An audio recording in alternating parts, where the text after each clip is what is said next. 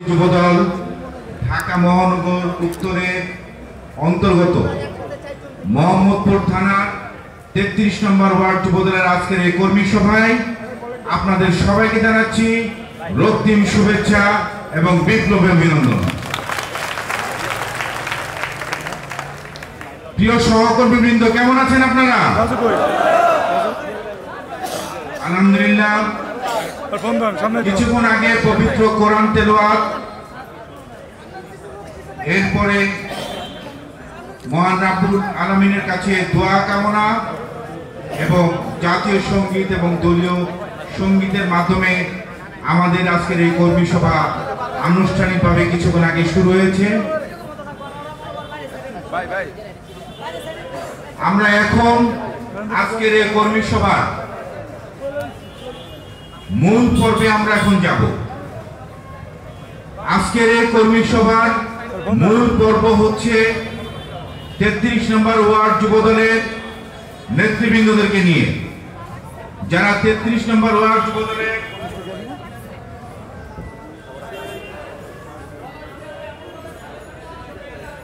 নেতৃত্ব দিয়ে আসছেন এবং আগামী দিন যারা নেতৃত্ব প্রত্যাশী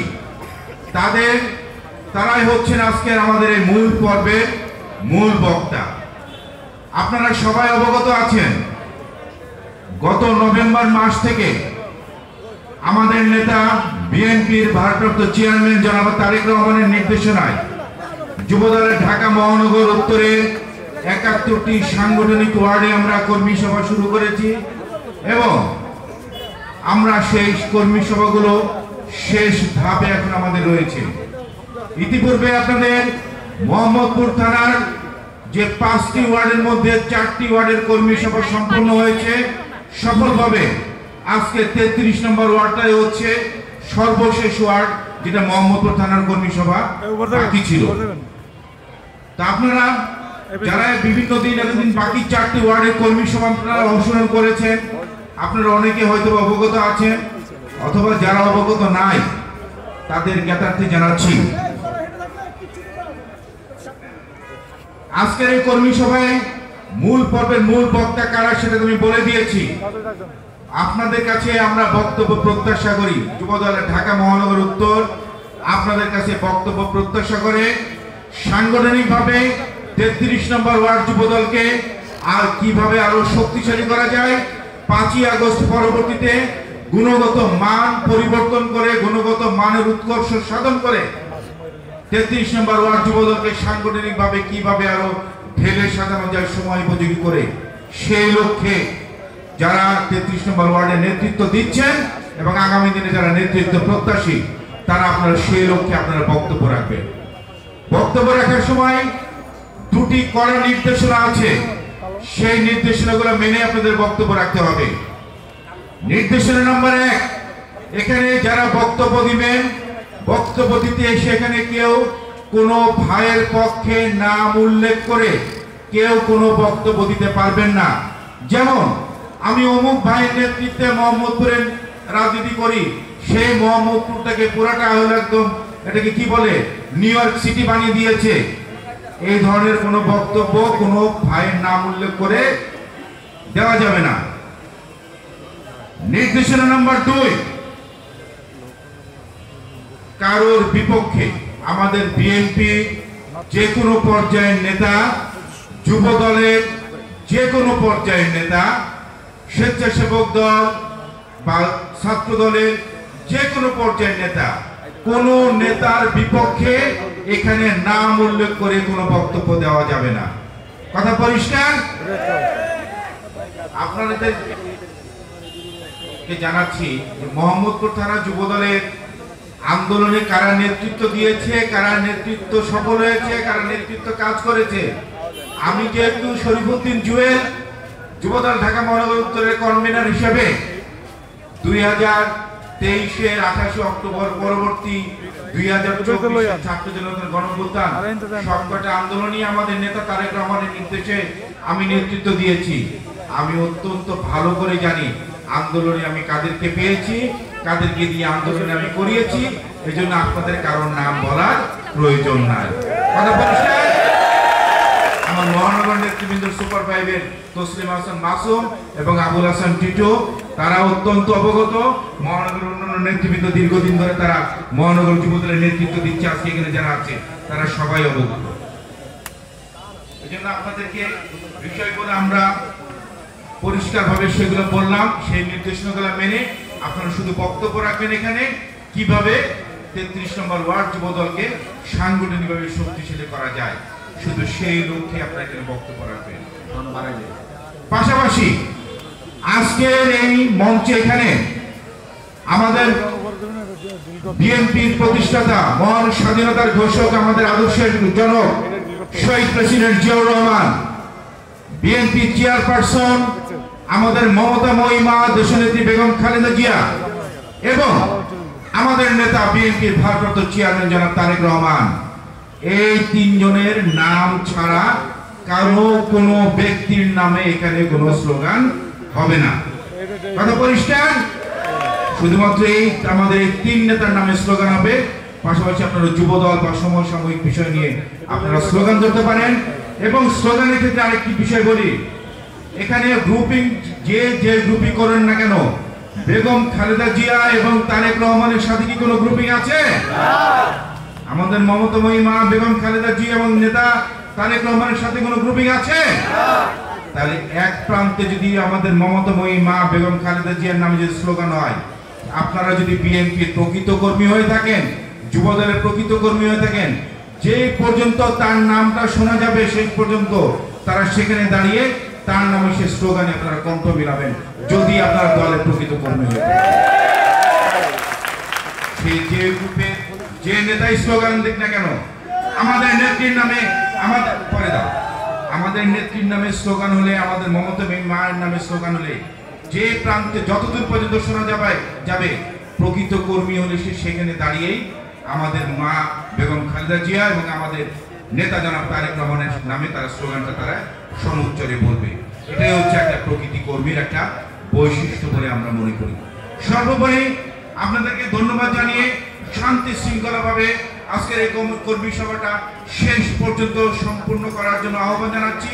এবং পাশাপাশি আরেকটি কথা বলে যাচ্ছি, আজকে এখানে কর্মী সভাকে কেন্দ্র করে কেউ যদি ন্যূনতম কোনো ধরনের বিশৃঙ্খলা করার চেষ্টা করেন বা পায়তারা করে থাকেন, মনে রাখবেন জাতীয়তাবাদী যুবদল ঢাকা মহানগর উত্তরের দরজা তার জন্য আজকে থেকে চিরস্থায়ী বন্ধ হয়ে যাবে।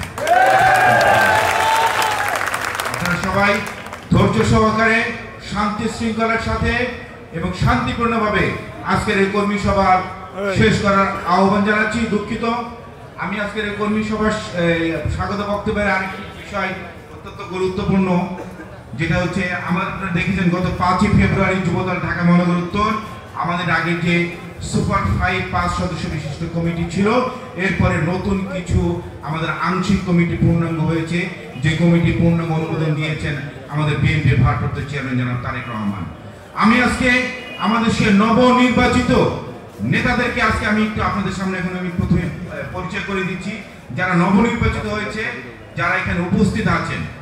আমি প্রথমে পরিচয় করে দিচ্ছি নবনির্বাচিত যুগ্ম আহ্বায়ক ঐতিহ্যবাহী মোহাম্মদপুর থানা যুবদলের সাবেক সদর সভাপতি জনাব জাহিদ হোসেন মন্ডল।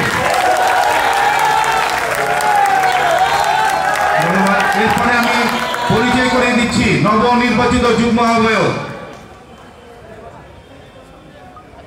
ছাত্রদল কেন্দ্রীয় সংসদের সাবেক কেন্দ্রীয় নেতা, যুবদল ঢাকা মহানগর উত্তর আহ্বায়ক কমিটির গত কমিটির অন্যতম সদস্য এবং সর্বশেষ গত আহ্বায়ক কমিটিতে যে মোহাম্মদপুর সাংগঠনিক টিমের দায়িত্বে এলাকার দায়িত্ব পালন করেছেন প্রিয় যুবনেতা জনাব শামীম আহমেদকে পরিচয় করিয়ে দিচ্ছি যুবদল ঢাকা মহানগর উত্তরের আহ্বায়ক কমিটির নবনির্বাচিত যুগ্ম আহ্বায়ক ঐতিহ্যবাহী সরকারি ঢাকা কলেজের ছাত্রদলের সাবেক যুগ্ম সাধারণ সম্পাদক যুবদল ঢাকা মহানগর আহ্বায়ক কমিটির সাবেক সদস্য জনাব জুলাস আহমেদকে পরিচয় করিয়ে দিচ্ছি যুবদল ঢাকা মহানগর উত্তরের আহ্বায়ক কমিটির নবনির্বাচিত সদস্য, যিনি গত আহ্বায়ক কমিটিতেও সদস্য হিসাবে আন্দোলন সংগ্রামে সামনে থেকে আন্দোলনের নেতৃত্ব দিয়েছেন, প্রিয় যুবনেতা জনাব সেলিম আহমেদ রেজাকে। পরিচয় করে দিচ্ছি যুবদল ঢাকা মহানগর উত্তর আহ্বায়ক কমিটির নবনির্বাচিত সদস্য, যিনি গত আহ্বায়ক কমিটিতেও সদস্য হিসেবে দায়িত্ব পালন করেছেন, ঐতিহ্যবাহী সরকারি তিতুমির কলেজ ছাত্র দলের সাবেক সফল সাংগঠনিক সম্পাদক জনাব রাকিবুল বাশার বণিকে। পরিচয় করে দিচ্ছি যুবদল ঢাকা মহানগর উত্তর আহ্বায়ক কমিটির নবনির্বাচিত সদস্য, ঐতিহ্যবাহী সরকারি তিতুমির কলেজ ছাত্র দলের সাবেক সফল সভাপতি, আন্দোলন সংগ্রামের যিনি সামনে থেকে নেতৃত্ব দিয়েছেন, প্রিয় যুবনেতা জনাব মনিরুল হাসান পিন্টুকে।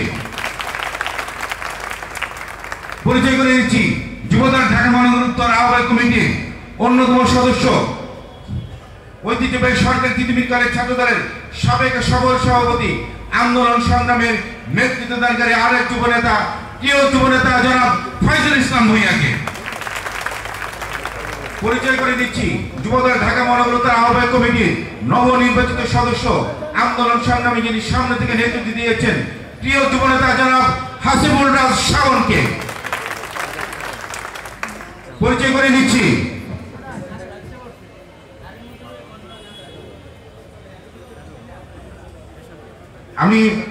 করে দিচ্ছি যুবদল ঢাকা মহানগর উত্তর আহ্বায়ক কমিটির নবনির্বাচিত সদস্য, ঐতিহ্যবাহী সরকারি বাংলা কলেজ ছাত্র দলের সাবেক সফল যুগ্ম সাধারণ সম্পাদক, আন্দোলন সংগ্রামের আর এক পরীক্ষিত যুবনেতা জনাব মাহমুদুল হাসান মাসুমকে। সবার জন্য আমি আরেকটু জোরে হাততালি দিতে বলবো। ধন্যবাদ সবাইকে।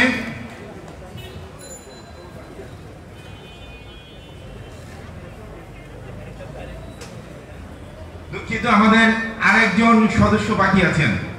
আসলে একদম আমার চেয়ারের পিছনে বসেন, ডানে করলেও দেখতে পাইনি, বামে করলেও দেখতে পাইনি, যেহেতু একদম চেয়ারের পিছনে বসেন। নবনির্বাচিত সদস্য,